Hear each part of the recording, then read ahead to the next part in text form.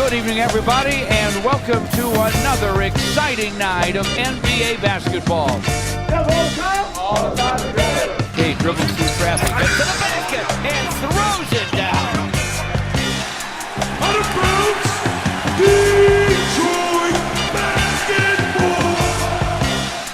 basketball. Pistons fans, welcome back to the Dallas Pistons podcast, part of the Believe Network. I'm your host, Mike Anguilano. Joining me this week is Jasper Apollonia. Jasper, how are you doing, my friend?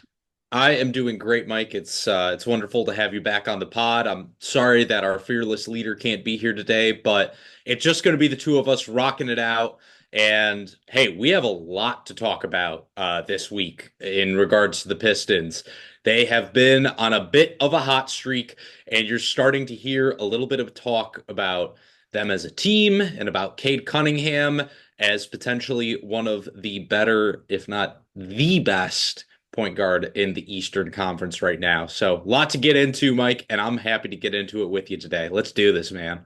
Yeah, a lot to get into. I guess only one of Aaron and I are allowed on the show. Maybe he's got like some secret vendetta against me for missing so many shows, but we can hold it down. But Jasper, you mentioned that you're going to the Pistons and the Nets game, which apparently it says is on Saturday, but it's actually Friday. And our good friends at FanDuel have some odds. So I'm gonna ask for your betting insight. Now, take everything that we say with a grain of salt because we're not good at this. But our friends at FanDuel are. So the line is right now Pistons minus 10.5. Minus 10.5. Wow. It's hard not to feel pretty good about that. Gosh, 10.5 is a lot of points. I think for me, I would have to take it though. The Pistons have just been absolutely demolishing teams on the inside lately, and Brooklyn defensively is far from a solid squad, especially on the interior. I would have to take the Pistons here. I mean, look, the Nets have the worst defense in the entire NBA, 25th ranked offense. I mean, they got their first win of the season, but it was against the Indiana Pacers, who have also been absolutely terrible. So yeah, with the form the Pistons are in right now, it is hard not to like them to win that game and frankly probably cover.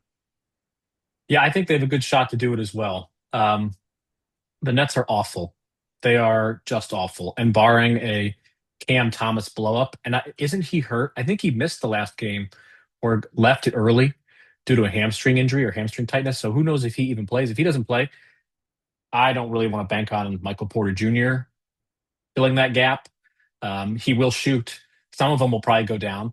But yeah, I would probably take the Pistons as well, even with 10.5 points. The Nets are that bad. Now, what about over under 227.5? That requires both teams to play nice and get that many points. How do you feel about the over under? I was going to say, if Cam Thomas isn't playing, he only played 5 minutes in the last game. Like you said, he got injured.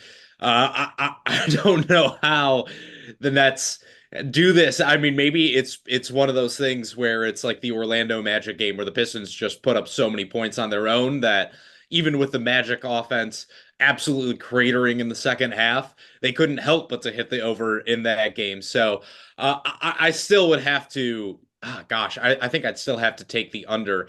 I mean, hey, big shout to Igor Demin, though, the Nets rookie, for taking his first 2-point attempt of the season. He missed Nicely it, done.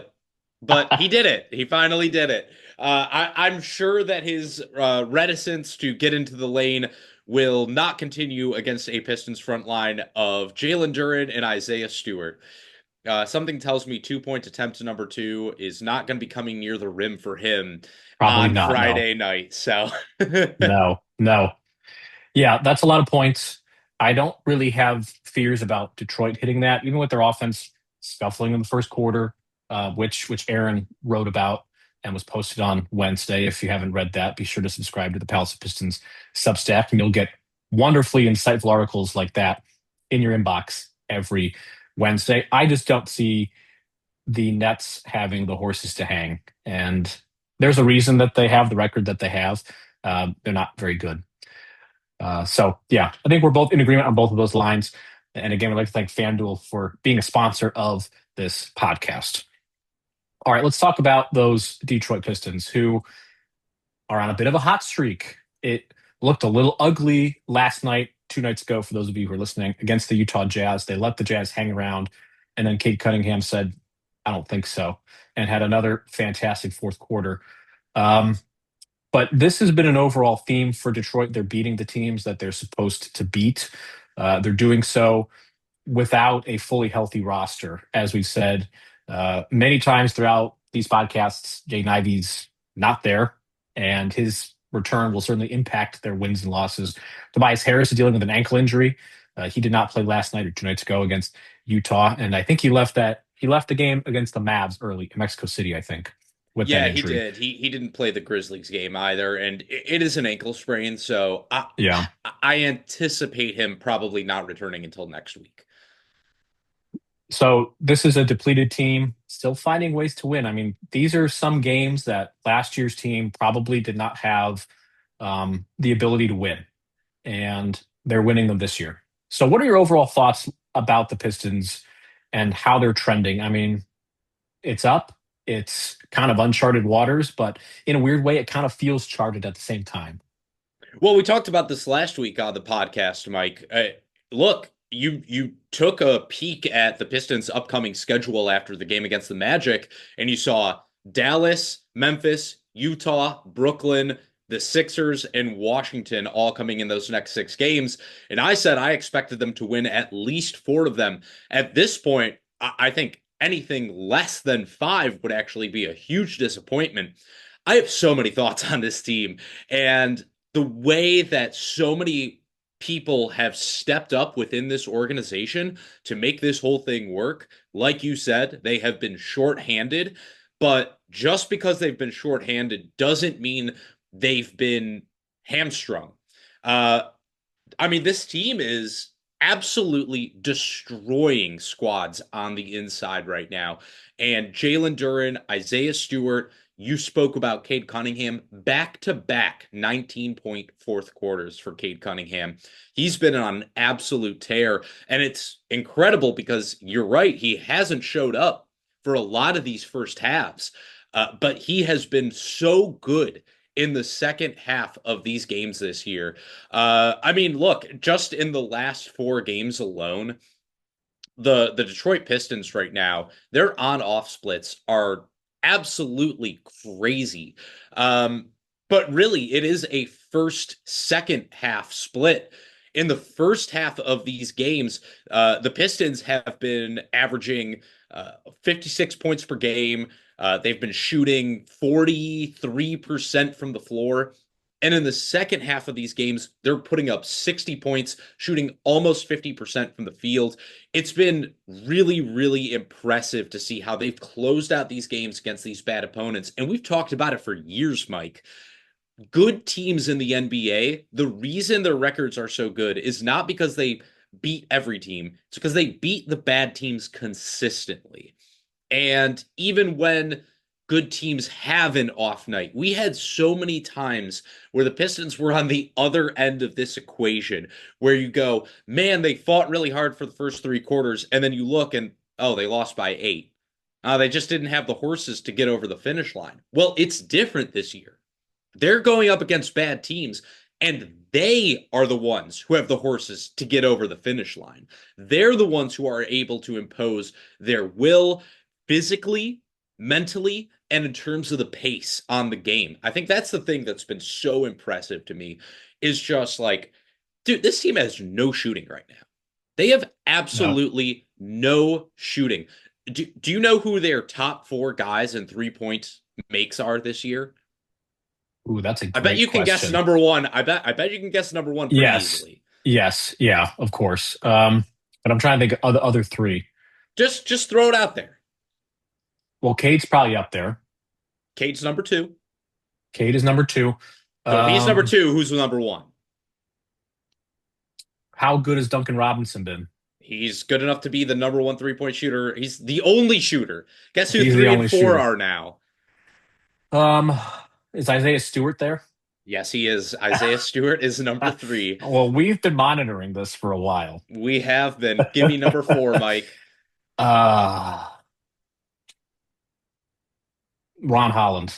Correct. There we go. Okay. Isaiah Stewart and Ron Holland are 3 and 4 on this team in 3-point makes on the season. So Yikes. yikes. But you look at the way that this team is just saying, you know what? We don't have the shooters. And instead of trying to force a square peg into a round hole, they're just going the entire opposite direction. They're playing in a way, and this is where JB Bickerstaff, I have to say, already through this season, we said he was coach of the year last year. He is proving us right, even more so. What he's done is he's said, you know what? If other teams are going to space the floor, we simply are not going to beat them by countering that with our non-shooters. So what we're going to do is we are going to pack the paint. We are going to get every offensive rebound. We are going to ensure that opposing teams are completely unable to get into the paint. I mean, you're looking at these box scores, and the Pistons are outscoring opposing teams by like 20, 30 points every game in the paint. It is ridiculous, the margins they are putting up there. And the way that they are able to snag offensive rebounds. They are 4th in the NBA in offensive rebounding percentage. Yep. They're crushing teams in terms of second chance points. They are, I believe, second in the league in blocks per game. Almost 8 blocks a game for this Detroit Pistons squad. They are getting out in transition and running when they need to. And they're doing it all on the backs of just saying, hey, you cannot beat us offensively with our defense because we have the perimeter defenders. And if you try to drive by those guys in order to open up your outside shooting, well, guess what? We have Isaiah Stewart for you. We have Jalen Duren for you. And teams are completely unable to deal with it right now, Mike. I mean, I don't know if you watched the game last night against the Utah Jazz. Lauri Markkanen got his shot blocked twice in the first half by Isaiah Stewart. There was a play in the third quarter, first or second play of the third quarter for the Utah Jazz. He runs a pick and roll with Keontae George. Isaiah Stewart steps up a little bit in pick and roll coverage, leaves Markkanen open just a little bit. Markkanen gets the ball on the bounce, sees the lane, starts to drive. Stewart shifts back over. He's not even in his grill. He's just there. And Markkanen immediately just pulls up and like pump fakes, and he was terrified. He did not want anything to do with Isaiah Stewart in the paint after that. And that's really like the mentality that the Pistons are bringing to every single game right now. Well, you said the defense, and right now they have the third best defense in terms of points per 100 possessions. That's per cleaning the glass. 110 points for 100 possessions. Very good. Last year's team had a very good defense too, and they were just a hair off. This defense is even better. The offense is where, like you said, they don't have a lot of shooters. It's like 16th, kind of middle of the range. For now, this is still a young season, but they're winning with defense. They're winning with intensity, and I think the offensive rebounding is a really key thing moving forward, because we talked about their front court being kind of maybe lacking in some depth. The front court is the strength. Isaiah Stewart is playing very well. Jalen Duren looks like the last 60% of last year was not a fluke. He had a monster game 2 nights ago. Last night, what do you have? He had a 22 and 22 game. I forget that was last night, Mike. But he's been having monster games all over the board this season. Mike, do you know, I mean, he's averaging in the Pistons 6 wins this year. He is averaging 20 points and 13 rebounds on 70% true shooting. Like absolutely monstrous. And we're going to talk a little bit about Cade Cunningham as well. Yep. But I think one of the things that's like really important to note in regards to the Pistons is that this year, the guy with the best on-off splits on the team, especially over this last 4-game winning stretch, is Jalen Duren. It's Yep. not Cade Cunningham. Over the last 4 games, with Jalen Duren on the court, the Pistons have a net rating of 25.7. When he's off the court, they have a net rating of negative 15.8. That is a Wow. 40 points per 100 swing. And the crazy thing about it is, as great, and we're singing the praises of Isaiah Stewart defensively. That guy is a Sure. dog. He Yep.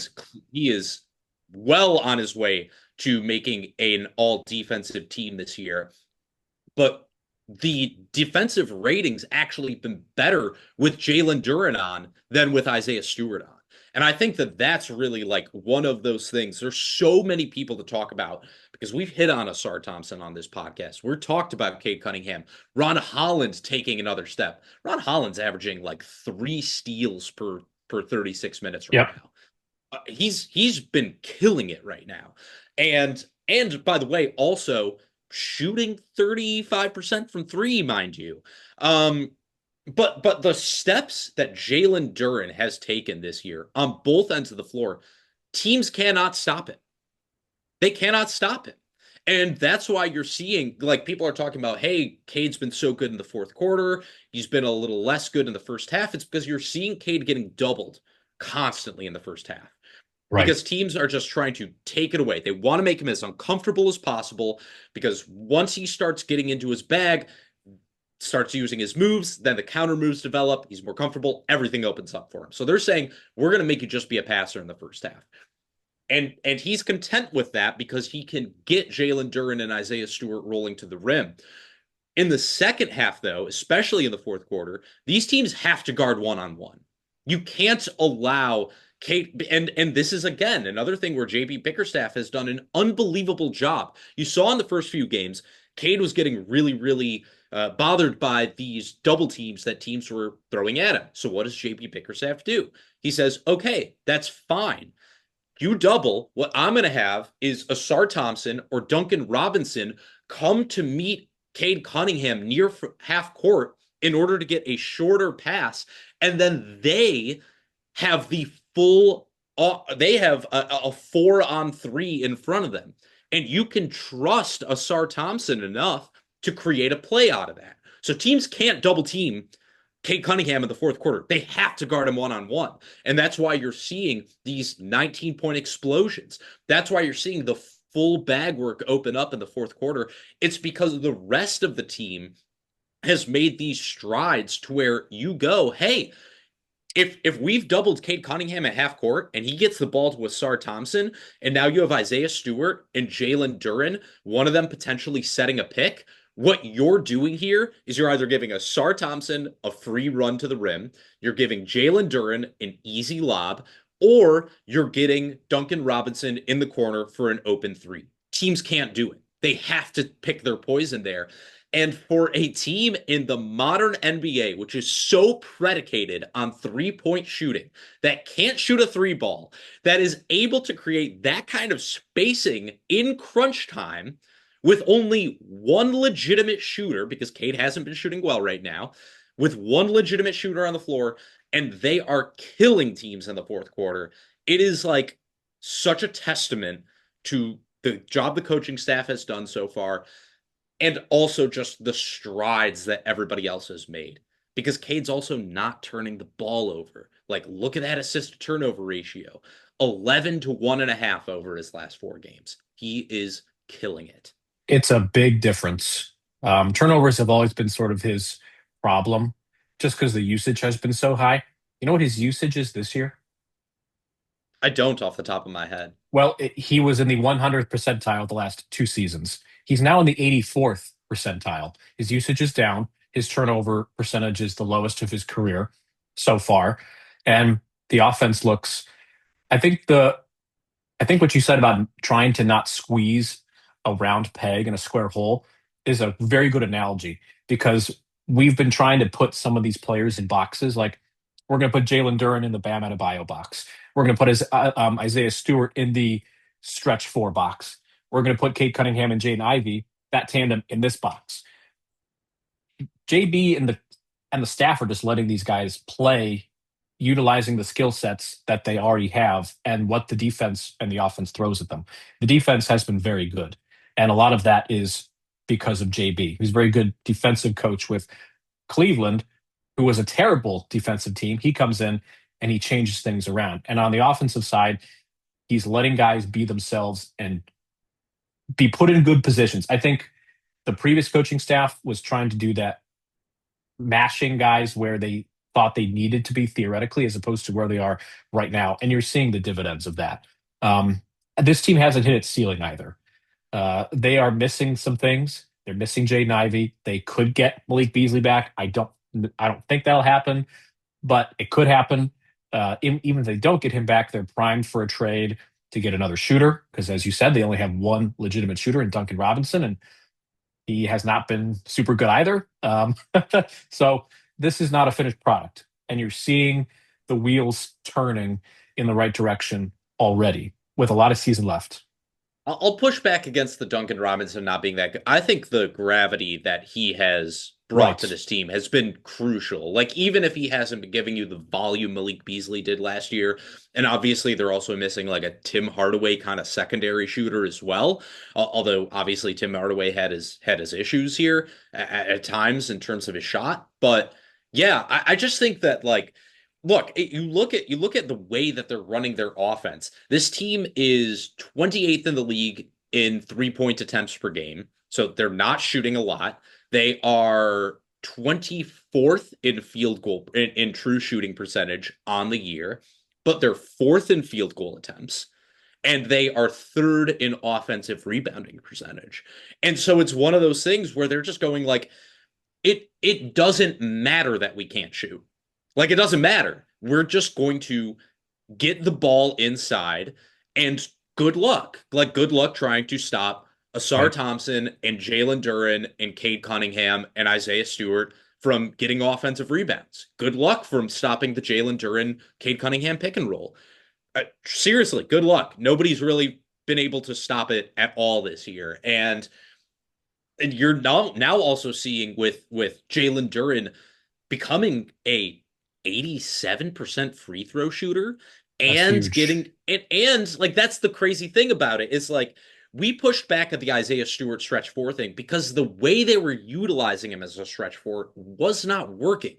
Like, they needed him to stand in the corner because that's what the offense dictated. But JB Bickerstaff saying like, you know what? Screw that. I don't need you to be a stretch four. You take the open threes in the context within the flow of the offense if they're there. If they're not, you don't take them because we can afford to get the ball inside. And Jalen Duren, like, now ball handling more, slashing to the rim on the pick and roll, getting fouled a ton and making those free throws. It just makes things so difficult for opposing defenses. And it's going to be really, really interesting to see how they stack up against some of the better teams. Mike, I'm really looking forward to this game against the Philadelphia 76ers on Sunday because it's going to be the first really good team I think they've faced since they got crushed against the Cavaliers. They've only really faced 2 good teams this year. I think the Cavs, 3, I guess. The Cavs, the Bulls, and the Rockets. They beat the Rockets. They could have beaten the Bulls, and they got killed by the Cavs. So for me, now I'm looking at this Philly team, which is kind of the polar opposite of Detroit. They are all predicated on outside shooting. They are all predicated on guard play. They are all offense, no defense. And it's going to be really, really interesting to see how that matchup shakes up. Look, I'm hearing some people say, hey, the Pistons might be, second, third best team in the East. Stuff like this might be the best team in the East. I don't know if I'm willing to go that far yet. But if they can continue to play the style of basketball they've been playing and beat the Sixers on Sunday, and then even potentially get a revenge game against the Bulls after they face the Wizards, I think I'm going to be pretty fully bought into this team moving forward as one of the real contenders in the Eastern Conference. I don't know if you feel the same way, Mike, because they play so stylistically different than anyone else in the NBA. If you have friends that are like, I don't like watching the NBA because it's all threes and it's boring, put on a Pistons game. Put on a Pistons game is right. If they still think it's boring, they just don't like basketball. Yeah. Right now it's early, but they look like one of the three best teams in the East to me. We talked about Atlanta being one of those teams that could be up there. I don't think Atlanta's getting there. Not with Trae Young out for X amount of weeks. And also the Hawks look better without him. Not with the Orlando Magic still being kind of not good, even though they have Desmond Bain. And most people had the Magic, I think, as the third best team in the East. The Pistons already beat them, and kind of emphatically. It looked kind of bad at first, and then all of a sudden they flipped the switch and they blew out Orlando. Um, so I don't think you can really knock them as being a outside the top four team. They look like a top three team to me right now. That could change. It's a long season. I watched a Cleveland team win 15 games in a row to start the year last year and then get pantsed by the Indiana Pacers in the second round. So it's a long season, but so far they are making do with limited offensive weapons. They're not fully healthy, and they have a top five defense already, top three defense already. So at this point, I don't think I could really argue against if somebody had said they're one of the top three teams in the East. I really can't argue against that right now. And that's a really exciting proposition right now, considering what we were talking about Jalen Duren last year, this time last year being not good. We should trade him. Now he's like the most important player, arguably the second most important player on this roster. I think without a doubt he's the second most valuable player on this roster right now. I mean, the way that he's playing, like the games that they win are the games that he shows up, and the games that they have lost this year have been the ones that he's been limited in. Right. I mean, look, and it all starts from it's like this team needs Cade to be their offensive engine in order to work. Like, I think we also need to be very clear on that because some of the underlying metrics will show like, oh, you know, in these ways they're better with Cade off the floor and this and that. No, this does not work without Cade Cunningham. Like, let's be so clear about that, as good as everybody else has been. But the reason they're able to play this way and why they're able to rely on Cade and basically Cade alone right now, it all stems from their dominance in the paint. I mean, Mike, I was saying it. Look, as of right now, the Pistons scoring 58.3 points in the paint per game, insane, and allowing 40.3. They're outscoring teams by 18 points a game in the paint. Yep. 7 blocks a game. That leads the NBA in blocks per game. Like, this is their area. And I think that's one of the things that gets lost in the three-point revolution discussion is the key to the three-point shot being so big of a weapon and such a game breaker is because layups were an equal part of it. If you could get layups, this is the whole like Daryl Morey Rockets tenure. It's one or the other. You shoot the layups so you can open up the three-point shot. You make your threes so you can open up the lane. And the Pistons are saying to these opposing teams that are pretty much all built around, 1 in 4 out spacing. They're saying we're going to take away the paint from you. So good luck finding those open threes because we don't believe that you can come in here, even if we guard you one-on-one on the perimeter. And by the way, we have the perimeter defenders as well in Asar Thompson and Cade Cunningham and Ron Hollins. Like, yes, Duncan Robinson's a liability there, but like he's the only liability right now. So, and again, it's also another thing where it's like, okay, he's a liability. So what? Drive by him. See what happens when you get into the lane. Because one of Stewart or Duren is going to be there. And if they're not, guess what? Here comes Asar Thompson on a weak side block. Hey, Cade Cunningham's been following your drive to the rim this whole time. He's going to stuff you. So they're a really, really, really hard team to break down defensively at this point in time. Really hard defensively. Yeah. Agreed. because they take away the thing that makes the three ball work. Yeah, they do. And they're young and they're energetic. And Asar Thompson was very good at the end of last year. He has the second highest plus minus on the team, I think. I think it's Duren first, Asar Thompson second. And that's with him not really being an offensive, threat, or at least a consistent threat. That's basically all defense, and he's still one of the most important players on the roster. Um, but let's talk about Cade as we wrap up this podcast, because you had a great tweet about how Cade is a teammate merchant. Yes. Um, hmm. I don't really, and the tweet is gone, by the way. It's deleted. I don't really I would understand. delete that too if I said something that stupid. So I would probably delete it too, or just never tweet it in the first place. Where does this come from? Where does this, like, are people upset that Cade is too good? I think it just comes from the fact that if you look at his efficiency metrics, he doesn't look that great. Like he's shooting 43% from the floor. He's shooting 31% from three. The one thing I actually am actually do think is an issue is the free throw shooting. He's got to get that right. I'm hoping it's just like a weird cold stretch. But he's been shooting like 75% this year from the line. That needs to be up for sure. Yeah. But yeah, I think if you just look at the efficiency metrics and you go, oh, look how efficient, Asar is. And actually, Asar hasn't been that efficient this year because he also can't hit free throws, but I digress. Yeah, I mean, the thing is, it's like Cade's efficiency is low for the same reason it was the last few years, because teams are throwing double teams at him constantly. But the difference is now he has the teammates he can trust to make plays when the ball leaves his hands.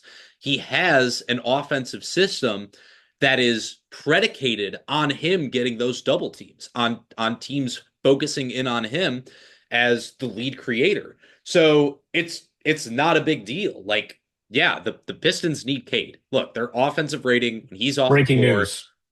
Oh, No. Breaking news that they need Oh. Cade Cunningham. yeah, they need Cade Cunningham. They Imagine have the that. worst offensive rating in the NBA when he's off the floor. Like they have a middling offense when he's on the floor. And that's going to continue as long as Jaden Ivey is out and they lack additional three-point shooting. Like that's just the reality of it. Yep. But where they're at right now, they can afford to wait for Jaden Ivey to come back from injury and Tobias Harris to come back from injury. Because even if they're not necessarily going to be beating every team that you put in front of them, you can count on them to beat the bad teams. And that Right. in the Eastern Conference right now basically makes you a lock for a top 6 seed. Yeah. I just find it funny that the idea of, the Pistons needing Cade so much is a bad thing, or that he's a teammate merchant. It's just hilarious to me. Like, as if some of these other teams that are very heliocentric would also not be good if their superstar was gone. The Lakers need Yeah. Luka Doncic. The Knicks need Jalen Brunson. And guess what? Those two guys are also not the highest in plus minus on their rosters. I think Jackson Hayes and Marcus Smart are both ahead of Luka Doncic. Run the offense. Yeah, Jackson Hayes, Marcus Smart pick and roll coming to a team near you. No, it's ridiculous. And look, Cade has made such improvements in his game this year. I think around the rim he's improved. I think he has shown already that his ability to handle double teams has improved as well. I just think that once that 3-point shot comes into form, he is going to be absolutely unstoppable. And Agreed. I would be surprised if he's not, again, in that, second team all NBA discussion once again. Yeah. He's playing should be. himself into that. He's playing himself into that discussion right now. Not just with the numbers, because there's other guys who have numbers, but when you watch the games and you see what he means to this team offensively, defensively, and as a leader, boy, yeah, sure. Tyrese Maxey's putting up some great numbers, but come on, man. The intangibles matter. If we learned anything from last year, it's that intangibles matter just as much as the play on the court does. Yep, absolutely. Yep, for sure. And Maxey against Cade will be very fun to watch I because can't wait. Tyrese Maxey is on a heater right now. Yeah. I mean, look, So that whole team is, I mean, him, Quentin Grimes, VJ Edgecombe, they can score. They can definitely shoot the frickin' basketball. yeah, But we will see what happens. It's a real, like, unstoppable force meets an immovable object game, and I just can't wait. Like, another wonderful thing about rooting for this team. Like, they actually have stylistic matchups that are varied and different. And I yep, hope if somebody's listening to this that isn't a Pistons fan or you're just a casual, I think that's going to be a really, really fun game to watch. So it I should can't be. wait. Pistons play 4 games over the next week, Mike. So it's going to be really interesting to see what happens coming off of this 4-game win streak. How do they perform in the next 4? I'm expecting something along the lines of 3-1. I do think they beat one of the Bulls or the Sixers, but we will see. It's going to be really, really interesting. We will see. And we hope that everybody listening to this podcast is going to be tuning in next week when we're going to be talking about all of these games again. And hopefully that 3-1 is, in play because the Pistons are playing some very good basketball right now. It makes it very enjoyable for us to talk about good basketball as opposed to the last like several years where we were talking about basically NCAA prospects at like December. This is a much improved state of affairs for us on this podcast. And like I said, we hope that you'll be joining us as well. I do want to do a little bit of house cleaning since we don't have Aaron to pull up the chair and talk to us like dad. If you haven't subscribed to the Palace Pistons Substack, please do. It's in the description of the show notes of wherever you're listening to this podcast, whether that be on YouTube, Apple Podcast, Spotify, Overcast, what have you. Please give us a follow, a subscription. You'll get the podcast delivered to your inbox every Friday. You'll get an article every Monday or Tuesday from me, and you'll get an article from Aaron every Wednesday as well. Jasper, any last thoughts before I wrap up? It's just nice to have a head coach who does things, and I go, yes, that's what I would have done. Yes, I was that's just exactly thinking right. about that. Or I'm like, the head coach, he actually coached the team. What a Yeah, novel concept. Oh man. I can't wait to get back on this podcast. That's another thing, man. I can't wait to talk to you next week, Mike, because this team is a real joy to watch, and I can't wait to see how this season goes on. me too. And we hope all of you listeners will join us along the way. For my co-host, Jasper Apollonia, I am Mike Anguilano. Thank you so much for joining us on this week's edition of the Palace Pistons podcast, part of the Believe Network and brought to you by FanDuel. And we will see you all next time.